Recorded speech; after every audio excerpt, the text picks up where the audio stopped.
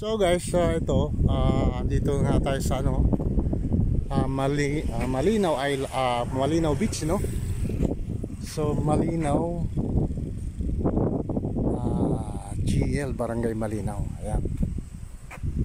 At may gusaling gagawin diyan, bagong paradise, oh.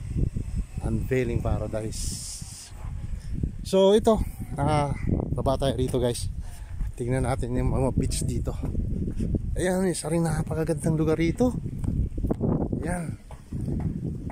So bali itong area na to, matatanaw natin yung Daco Island, which is na yung Guyam, magkatabi lang eh. Ito po yung Daco Island. Ayan. Tapos yung Guyam Island ando doon po. Tapos GL nandun. So ito, sa tapat po tayo niya, nasa beach tayo ngayon. Ito yung makikita natin guys, may mga cottages dito. Tapos ayun, around 10 o'clock in the morning, low tide pa siya.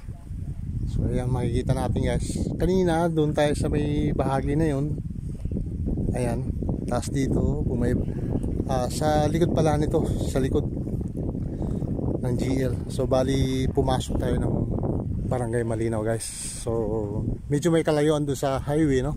Pero ito yung makikita natin. So napaka-presko dito guys. Sobrang ganda rito. Ayan. Ayan. Sobrang ganda. Ayan. Sa bagay pa na may bangka, no? Tapos yung island na yan. So hindi ko kilala yung island na yan. Ang kilala ko lang yung Guyam at saka yung Daco Beach, Daco Island. Yan, Daco Island to. So yan. So ito hindi ko kilala to. Hindi ko pa napupuntahan to. So yun, lawak dito guys. So 10 o'clock wala ka pang makikita ang tao rito. Siguro pag yung mga Sunday, Saturday, marami siguro. Ayan guys, ito yung makikita natin dito. Sobrang ganda ng view. Ayan, ito tayo sa lilim. So yung road trip natin guys, talagang nag-enjoy tayo. Sulit na sulit yung lakad natin dito sa GL. Ayan, tapos buhangin niya, no? Sobrang pino. Ayan, buhangin niya guys, pinong-pino talagang. Ayan,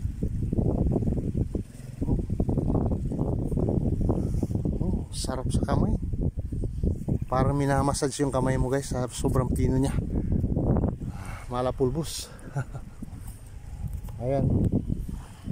Ayan pang nagsasambat na doggy pit. Ayan o, yung dog. Ayan. So ayun guys, no, sulit na sulit yung araw natin sa part na to. Ang biyahe natin talagang sarap pagtampisaw. So balik tayo rito sa ating buti nga hindi nga umulan ngayon guys, no? Yung tirik ng araw niya sakto lang, hindi talaga masyadong mainit. Kumbaga normal lang doon sa pakiramdam mo. So gaya ng mga napunta natin, sobrang talaga, sobrang init. Pero ngayon dito iba yung feeling. Fresh na fresh lang at saka relaxing. Hangin talaga, sariwa. So yan guys, kung may mga cottage pa rito, pwede kang kung may pwede rito. Ay sweet yan, tayo na naman. Ayan, talagang dami namin nilakad ngayon na pupuntahan. So yun, no, tapos ayun guys, no, sana ma-enjoy pa natin yung iba pa nating madadaanan. So next time ulit tayo, road trip lang muna tayo. Road trip. So yun guys, no, maraming salamat. Kita-kits muli. Sobrang fresh yan. Puno ninyo.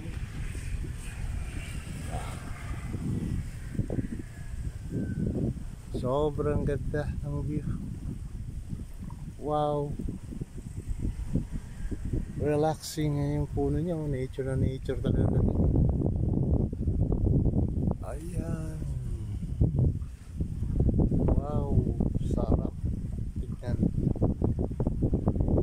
Meron pa na mga pagkalusunan. So yun guys. Yung cottage niya. Na pwede kang mag-dyan.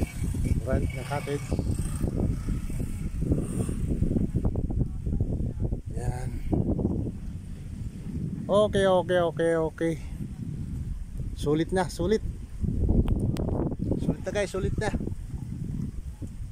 Kita kids. Next video.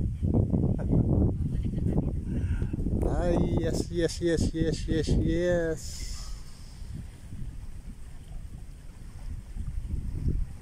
Bye.